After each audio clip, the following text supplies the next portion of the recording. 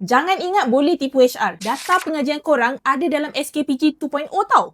Jom Essential Explain bagi faham kepentingan sistem ni. Okey, SKPG 2.0 ni apa? Ini sistem kajian pengesanan graduan. Data ni penting untuk kerajaan dan institusi tahu kebolehpasaran graduan tempatan kita. KPT boleh tahu feedback graduan pasal kualiti program pengajian, kemudahan dan pengalaman kampus. So, kalau korang grad pada tahun semasa, korang dah boleh isi SKPG ni. Isi dalam 15 hingga 20 minit macam tu. Esoknya dah boleh tengok update status pekerjaan korang macam ni. Isi kaji selidik ni dekat graduan.mohe.gov.my. Pastikan korang pilih status pekerjaan yang betul tau. Kalau tengah tunggu penempatan pekerjaan atau sambung study, pilih belum atau tidak bekerja. Tapi, once dah dapat kerja, tak kisahlah full time ke atau part time ke, kena update balik dalam sistem ni. Kalau korang punya, dia tulis maklumat anda tiada dalam rekod, maksudnya mungkin IPT korang belum habis submit data ke KPT. Kena cek balik nanti atau call pihak IPT untuk clarify. Share video ni dekat kawan-kawan korang supaya diorang pun alert juga, okay? Essential dah explain, jangan lupa follow.